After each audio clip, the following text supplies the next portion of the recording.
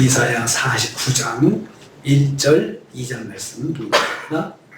이사야 49장 1절 2절 말씀 같이 공독합니다. 섬들아 내게 들으라, 먼 곳 백성들아 귀를 기울이라.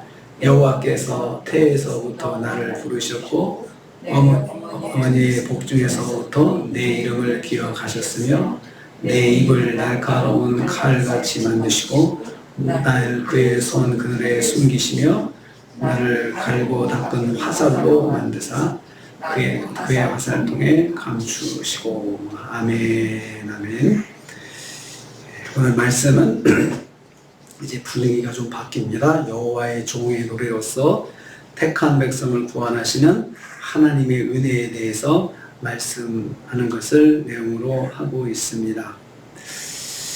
하나님은 온 세상이 말씀에 귀 기울여 듣기를 원하신다 했습니다. 1절 전반부 말씀입니다. 섬들아 내게 들으라, 먼 곳 백성들아 귀를 기울이라, 이렇게 말씀하셨습니다. 여기서 섬들, 먼 곳 백성들, 이것은 이스라엘 밖의 열방들입니다. 이스라엘 백성과 전혀 관계없는 민족들입니다. 여호와의 이름을 전혀 들어보지 못한 민족들입니다.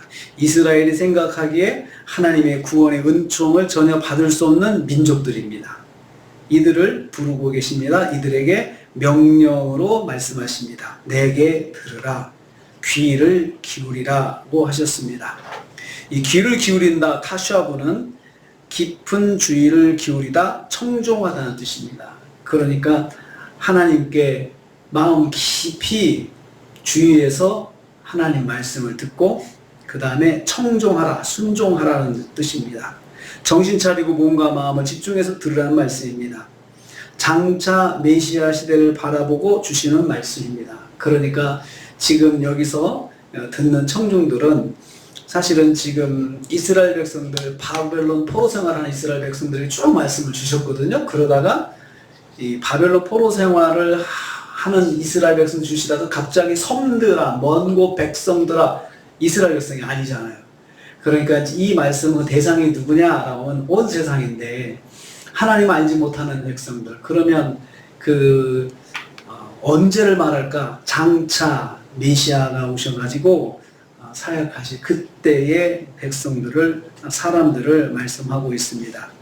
모든 열방이 다 주의를 기울여 메시아의 말씀을 들어야 함을 촉구하시는 것입니다. 그러니까 메시아께서 오셔가지고 말씀을 전할 때 이때 다 들어야 된다. 온 세상에 들어야 된다. 그래서 이 말씀에서 마태복음 마지막 장 28장 마지막 절 말씀이 나오게 됩니다. 땅끝까지로 증인된다. 땅끝까지로. 세상의 모든 민족들이 다 말씀을 듣게 된다는 것을 여기서부터 말씀하고 있습니다.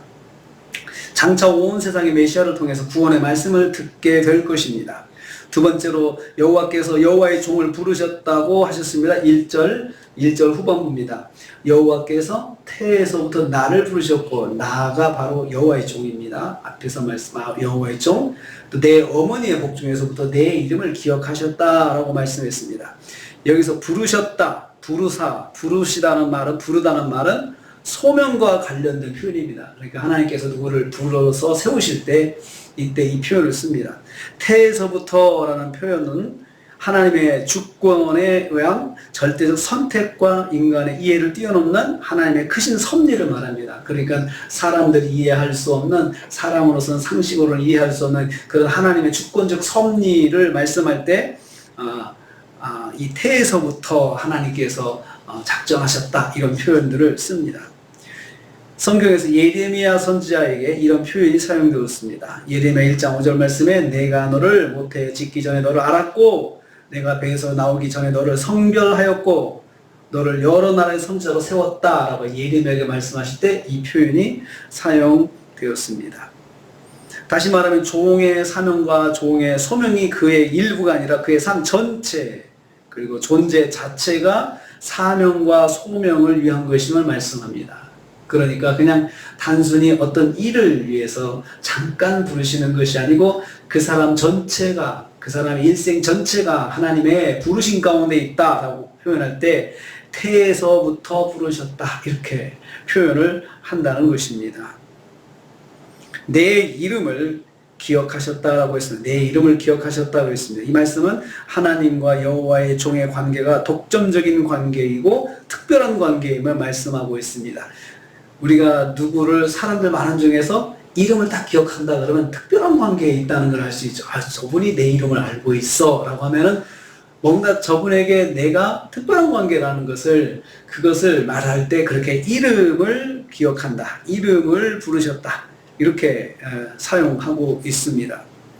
여호와의 종이 받은 사명은 종이 스스로 만든 것이 아니고 여호와께서 부여하신 것이라는 거죠. 그래 하나님께서 이름을 부르시고 하나님께서 특별히 부르시고 그 다음에 이름을 또 부르시고 이렇게 하신 것은 하나님께서 여호와의 종 메시아를 부르셨을 때는 하나님께서 특별하게 하나님께서 주도하셔서 하나님께서 그렇게 하신 것이다 라고 하는 것을 말씀하고 있습니다.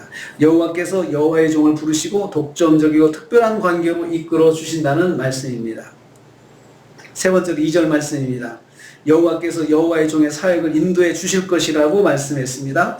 먼저 내 입을 날카로운 칼같이 만드셨다고 했습니다. 이 말씀은 여호와께서 여호와의 종을 큰 권능으로 큰 영향력 있는 말씀을 주셨다는 것이죠. 하나님께서 큰 권능으로 말씀을 주셨는데 그 말씀이 영향력 있는 말씀, 아주 예리한 말씀, 사람들에게 다 기억될 수 있는 예리한 말씀, 그것을 바로 날카로운 칼같이 만드셨다. 내 입을. 그래서 그 입에서 나오는 말씀 자체가 사람들 마음속에 탁 파고드는 말씀으로 하나님께서 허락해 주셨다는 것입니다.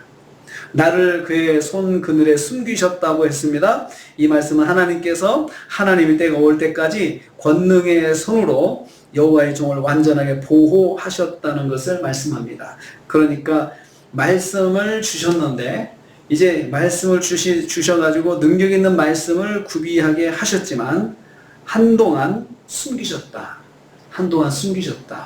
그래서 하나님께서 그 예수님의 그 공생의 이전에 그 보이지 않는 삶에 대해서도 여기서 말씀하고 있습니다.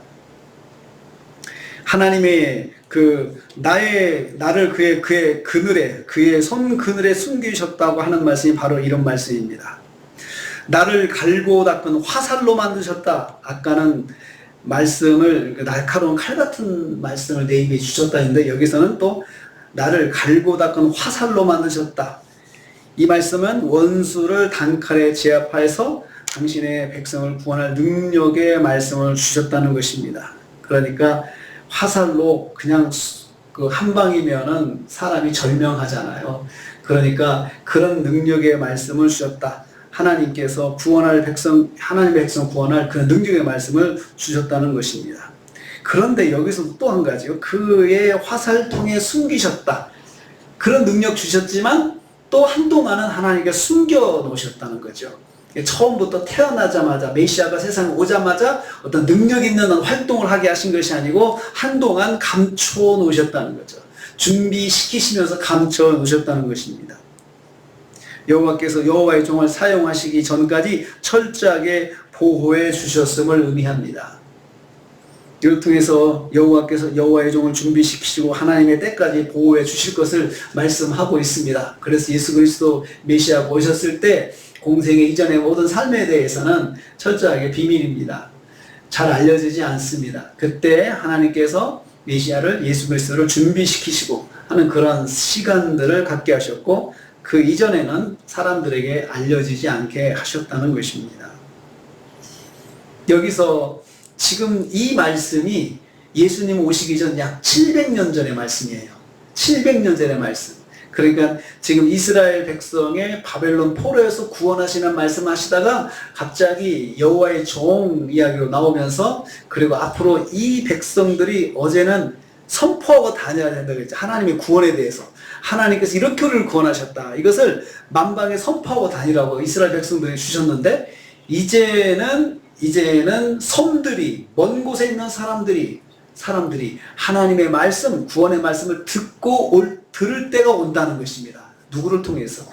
여기서 보면 나라고 표현된 내 입, 나를 이렇게 나라고 표현된 바로 여호와의 종입니다. 여호와의 종을 통해서 하나님께서 그렇게 하실 것이고 또 종을 통해 주시는 말씀들을 세상이 들을 것이다 말씀하고 있습니다. 그래서 이 이후로 전개되는 이 말씀이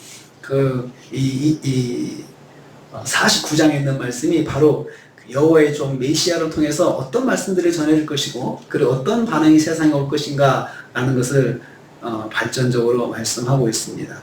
하나님께서 이사야서의 말씀을 통해서 그 예수 그리스도 메시아에 대한 그 예언의 말씀을 해주시는데 예수님 오시기 700년 전에 이렇게 미리 말씀하셔서 사람들이 알고 준비할 수 있도록 그리고 또 하나님께서 하나님의 구원의 계획이 어떤 것인지 열방을 향한 하나님의 구원의 계획을 이스라엘을 통해서 하실 것을 여기서 말씀하고 있습니다.